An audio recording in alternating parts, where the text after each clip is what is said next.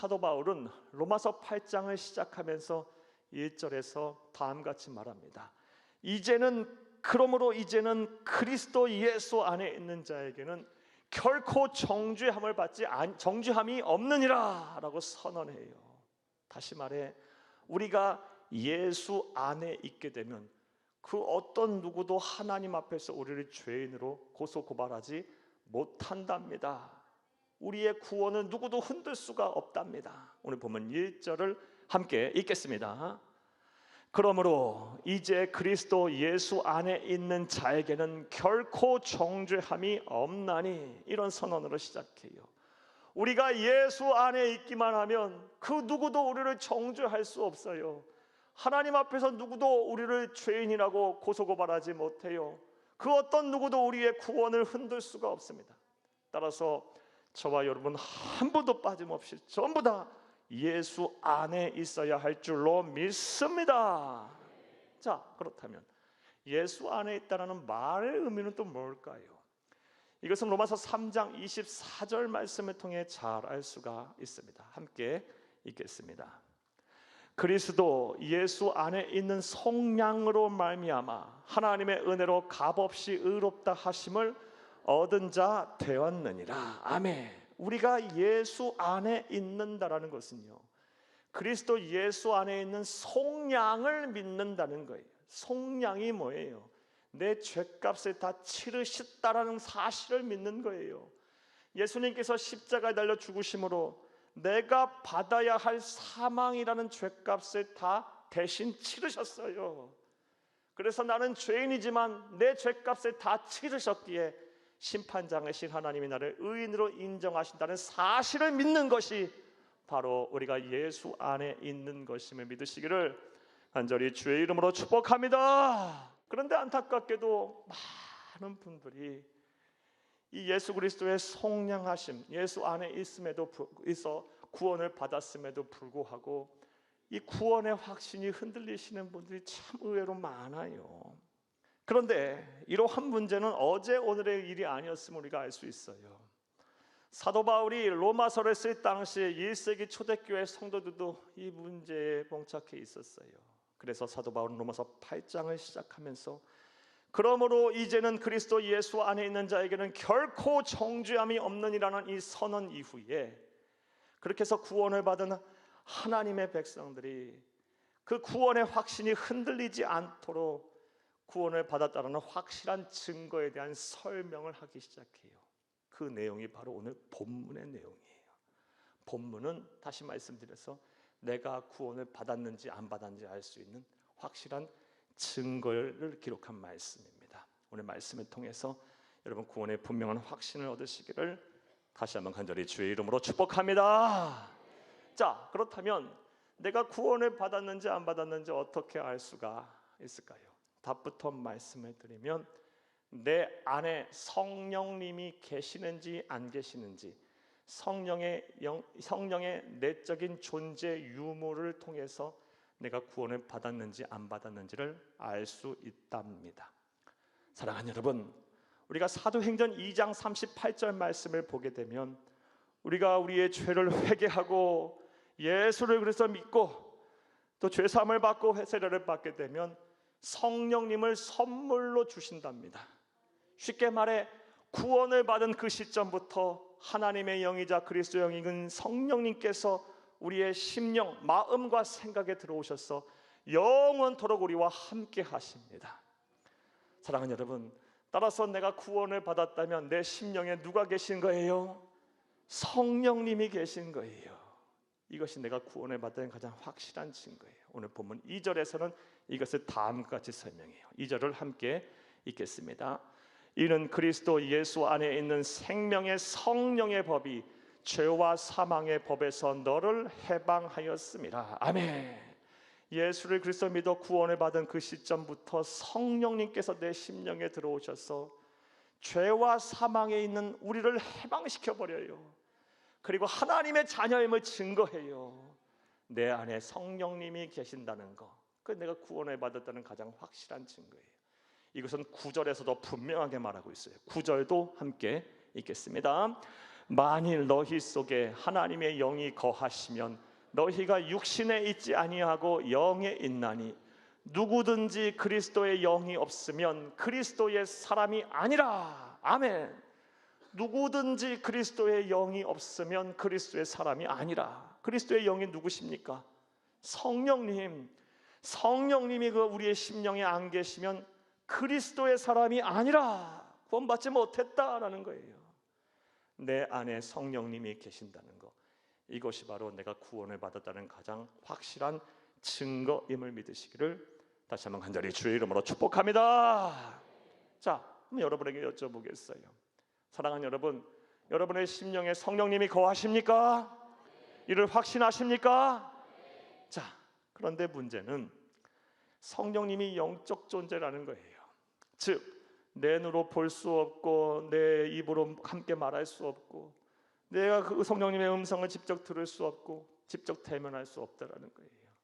그러다 보니 내가 구원을 받아 내 심령에 성령님이 거하심에도 불구하고 이 또한 또 헷갈려요. 성령님이 거하시는 것도 같고 안 가시는 것도 같고. 이렇게 하나님께 예배드리고 말씀 듣고 또 막 은혜가 충만할 때는 아, 내 안에 성령님이 계시는구나, 나는 구원받은 하나님의 자녀이구나. 이러다가 또 막 세상 살다 보가 이리 치고 저리 치고 환경에 지배받고 사람에게 막 휘둘리고 하는 일도 제대로 안 되고 그리고 막 세상에 풍주하게 살다 보면 하나님 뜻대로 못 살고 주와 동행하는 삶은 제대로 살지 못하게 되면 성령님이 또 내 안에 안 계시나 보다, 이런 또 의심이 또 들어요. 자, 그렇다면 또 성령님이 계시는지 안 계시는지 또 어떻게 알 수 있을까요? 이 또한 오늘 본문에서 사도 바울이 우리에게 말을 하고 있어요. 5절을 함께 읽겠습니다. 육신을 따르는 자는 육신의 일을, 영을 따르는 자는 영의 일을 생각하나니. 아멘. 이 5절 참 중요한 구절이에요. 여러분 이 말씀을 꼭 기억하셔야 돼요. 영을 따르는 자는 영의 일을 생각하나니. 꼭 줄치고 영의 일, 이 동그라미 치고 꼭 기억하세요. 영을 따르는 자는 영의 일을 생각한답니다. 그러니까 이 성령님을 심령에 모신 자는요, 뭘 해요? 영의 일을 생각해요. 영의 일을 생각해요. 영의 일을 생각하는 사람은 성령님을 모신 자고 성령님을 모신 자는 구원을 받은 자예요. 이를 온전히 믿는 저와 여러분 되기를 간절히 주의 이름으로 축복합니다. 너무 중요해. 다시 한번 여러분 논리적으로 정리를 한번 해볼게요. 영의 일, 성령의 일을 생각하는 사람은 그 심령에 누가 거하시는 겁니까? 성령님이 거하시는 거예요. 성령님은 그리스도의 영이고 하나님의 영이고 삼위일체 하나님이세요. 그런데 그 삼위일체 하나님이신 성령님은 언제 우리의 심령에 오세요? 구원을 받았을 때, 우리가 회개하고 죄 사함을 받았을 때, 그리고 예수를 그리스도를 믿어 구원을 받은 하나님의 자녀가 된 그때 하나님이 우리 성부 하나님이 우리에게 주신 선물이에요. 따라서 지금 내가 영의 일을 생각하고 있다면 나는 구원받은 하나님의 백성이고 자녀인 거예요. 자, 그렇다면 이제 좀 더 구체적으로 생각해 볼게요. 사랑하는 여러분, 내가 구원을 받다는 확실한 증거, 내 안에 성령님이 계신다는 것인데, 성령님이 계시면 영의 일을 생각한다는데, 그렇다면 영의 일이라는 것이 도대체 무엇일까요? 자, 이제부터 따라하시겠어요? 첫째로 생명입니다.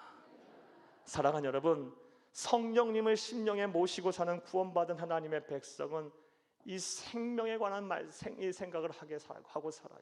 오늘 보면 6절을 함께 읽겠습니다. 육신의 생각은 사망이요 영의 생각은 생명과 평안이니라. 아멘. 먼저 해석부터 좀 해드릴게요. 육신의 생각은 사망이랍니다. 이건 두 가지 해석이 가능해요. 육신을 먼저 이 세상 사는 동안 하는 우리가 사는 염려와 근심으로 해석할 수 있어요. 무엇을 먹을까, 무엇을 마실까, 무엇을 입을까, 무엇을 하고 살까, 막 이런 염려 근심 우리 안 하고 살 수 없어요. 그리스도인이라고 안 하고 살 수 없어요, 세상 사는 동안. 예. 하지만 이런 생각들, 이런 염려 근심들 영원히 하는 거 아니에요. 그렇죠? 오늘 하는 근심 내일 한다는 안 할 수도 있고요. 또 이 세상 사는 동안은 수많은 염려 근심들, 가장 근본적인 무엇을 먹을까, 무엇을 마실까, 무엇을 입을까 하는 걱정도요, 이 세상에서 삶이 끝나는 순간 다 사라지는 거예요. 사망이 소멸하는 거예요. 없어져 버리는 거예요. 이렇게 해석할 수도 있고, 이 육신을 죄로 해석을 해도 돼요. 죄의 생각은요 사망이다. 이 사망은 둘째 사망, 영원한 지옥 형벌을 말해요. 이 죄의 문제를 해결하지 못한 사람은요 방법이 없어요. 영원한 사망에 이르게 되는 거예요. 죄의 문제를 해결하실 분은 우리 주 예수 그리스도밖에 없고요. 예. 이렇게 해석을 하는 게 육신의 생각은 사망이라는 해석이에요. 자, 그러면 영의 생각은 뭐라 그랬어요? 생명이라 그랬어요. 생명과 평안, 생명이 했어요. 자, 성령을 심령에 모신 자, 구원받은 하나님의 백성은 생명에 대한 생각을 하는데, 그럼 생명이라는 생각은 또 무엇일까요? 이런 두 가지 해석이 가능해요. 첫 번째 해석은요, 영생 혹은 천국에 대한 소망으로 해석을 할 수 있어요. 우리의 심령에 성령을 모신 자는요, 영원한 생명을 생각하기 시작해요. 영생. 그리고 천국의 소망을 두고 살기 시작해요. 구원받기 이전에는요, 뭐 죽은 후에 영생이 있어, 뭐 천국이 있어, 뭐 윤회하겠지, 아니면 영원한 무의 세계로 돌아가겠지, 동면에 들겠지, 한 줌 먼지로 사라지겠지, 뭐 이런저런 생각하지 영생, 천국에 대한 소망 없어요.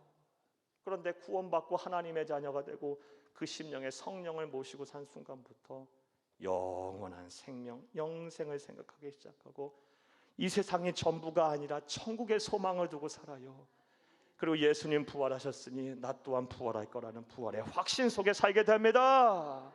성령님께서 하게 하시는 생각이에요.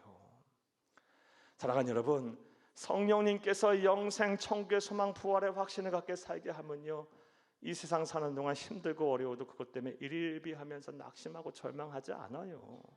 어차피 이 세상 사는 건 나그네 같은 인생이고 결국 가야 할 우리의 본향은 천국이니까. 이 세상 살다가 결국 힘들고 어려워서 하나님께서 내 마음 풀어주시지 아니하시고 내 눈에 슬픔의 눈물 안 닦아주셔도 돼요. 왜? 천국에 가면 내 눈물 다 닦아주실 것이고 내 마음 시원케 하실 거니까요. 예. 하나님의 백성 성령을 모신 자는요, 이 세상에 소망을 두지 않아요. 하나님 주신 삶 감사하면서 일일비하지 않고 기쁨으로 살다가 하나님의 나라 가는 거예요. 사랑하는 여러분, 지금 여러분 신앙과 삶을 한번 점검해 보세요. 영생에 대한 기쁨이 있으세요? 기대감이 있으십니까? 부활의 확신이 있으십니까? 천국의 소망이 있으십니까? 그렇다면 여러분 안에 누가 계신 거예요? 성령님이 계신 것이고 그의 구원을 받아가는 확실한 증거예요. 또 이 생명을 영혼을 사랑하는 마음으로 해석을 할 수도 있어요. 사랑하는 여러분, 구원받아 성령을 심령에 모신 자는 생명에 대한 생각을 하는데 내 생명 귀한 만큼 다른 사람의 생명도 귀하게 여겨요. 그래서 나는 구원받아 이렇게 행복한데 구원받지 못한 사람들에 대한 애달음이 생겨요. 고통으로 다가와요. 아, 나는 이렇게 구원받아 기쁜데 나 같은 죄인을 하나님 구원하셨는데 저 사람은 어떡하나? 우리 남편 어떡하지? 우리 아내 어떡하지? 우리 부모님 어떡하지? 우리 아들 딸들 어떡하지? 우리 친구들 어떡하지? 그래서 막 전도하지 말라도 전도해야 되겠고요, 선교하지 말라도 해야 되겠고요, 기도하지 말라도 그 사람들 위해서 기도해야 되고요. 견딜 수가 없게 돼요. 사랑하는 여러분, 여러분 안에 이 마음이 있으세요? 이것은 우리 사도 바울의 신앙의 고백을 통해서 분명히 알 수 있어요. 고린도전서 9장 19절을 함께 읽겠습니다. 내가 모든 사람에게서 자유로우나 스스로 모든 사람에게 종이 된 것은 더 많은 사람을 얻고자 함이라. 아멘. 사도 바울은 예수를 그리스도 믿게 되니까요, 자유를 누리게 됐어요.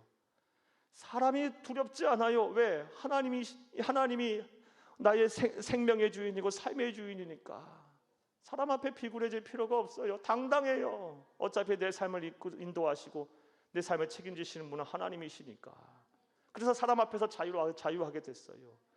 그런데 그렇게 구원을 받고 나서 보니 나는 자유한데 자유하지 못한 사람들이 자꾸 눈에 보이는 거예요.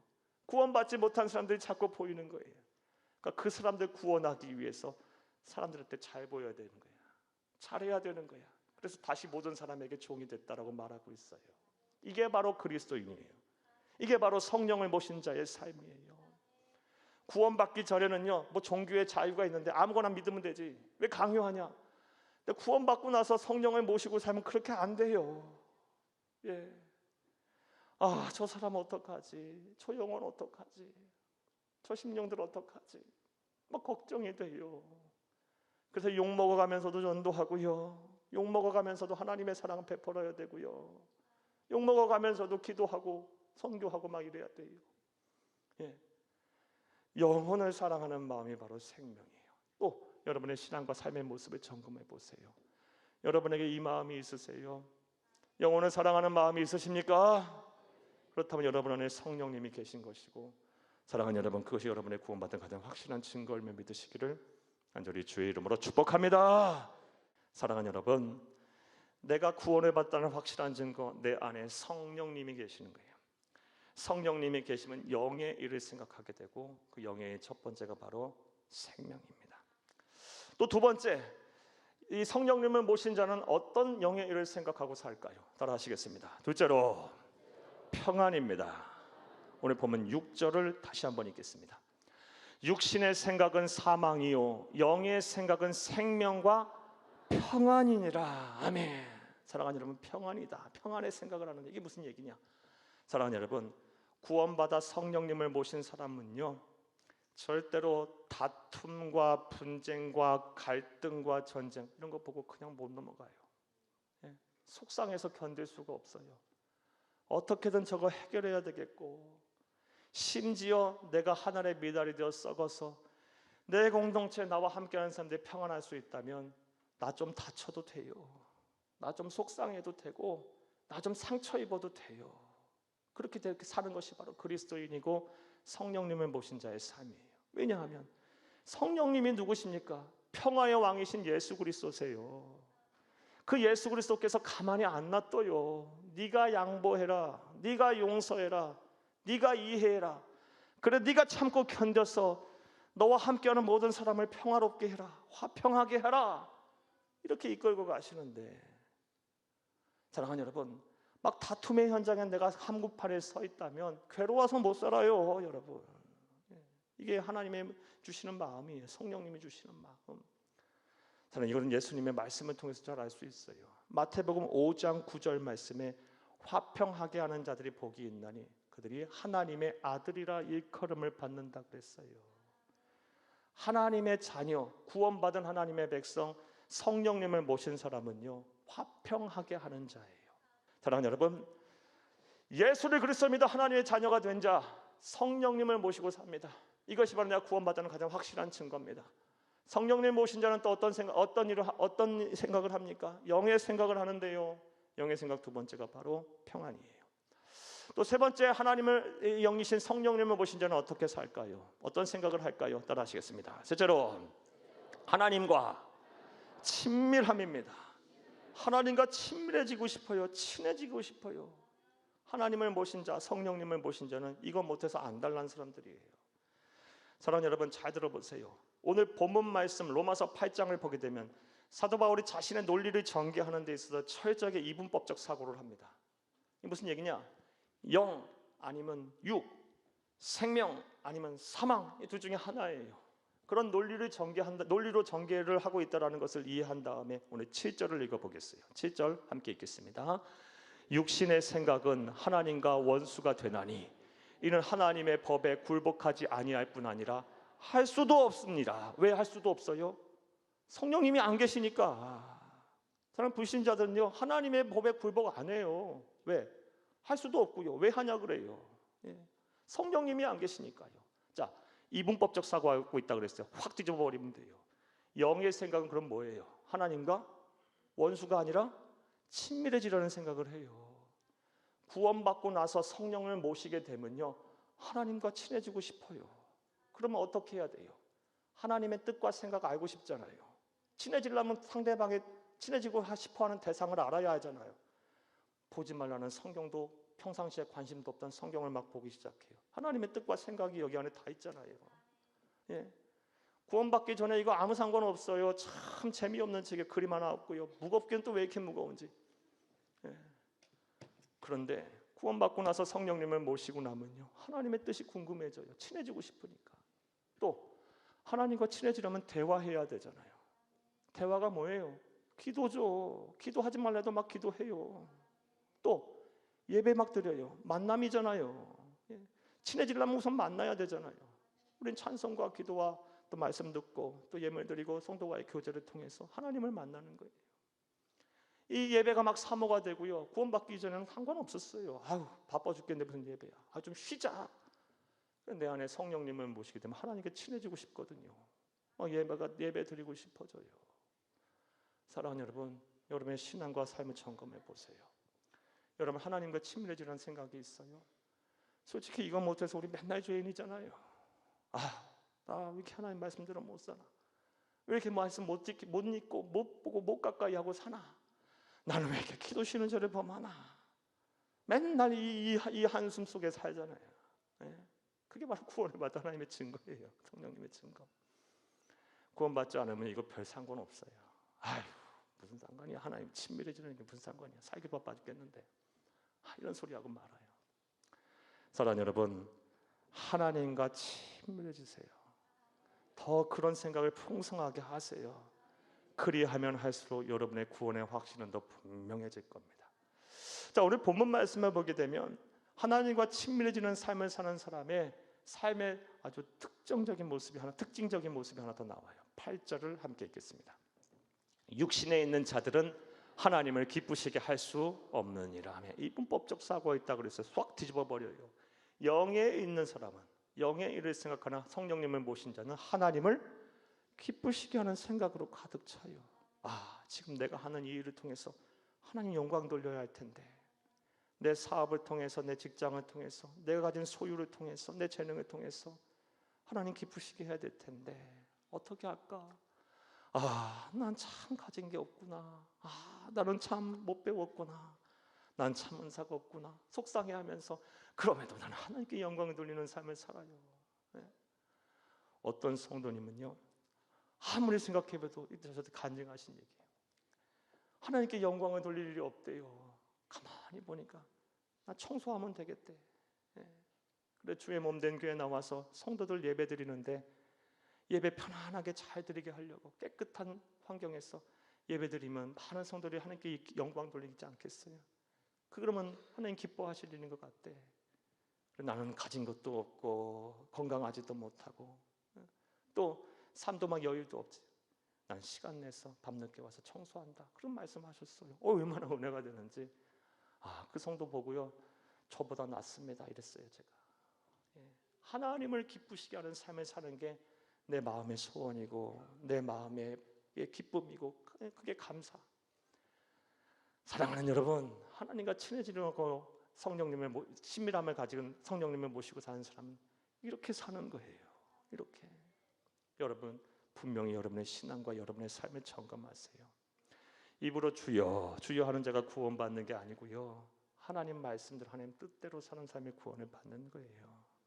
믿음은 물론 믿음으로 구원받는 거예요. 그 믿음을 무엇으로 증명하겠냐는 거예요. 여러분의 믿음을 무엇으로 증명하겠는 거예요. 여러분 착각하지 마세요. 자기 최면 자기 암시로 믿음을 보이지 마세요. 자기 최면 자기 암시와 하나님 앞에 들여 보여야 할 믿음은 다른 거예요. 행함이 없는 믿음은 영혼이 없는 것 같이 죽은 믿음이라고 야고보서에 말씀하고 있어요. 사랑하는 여러분, 여러분의 믿음을 행함으로 보이세요.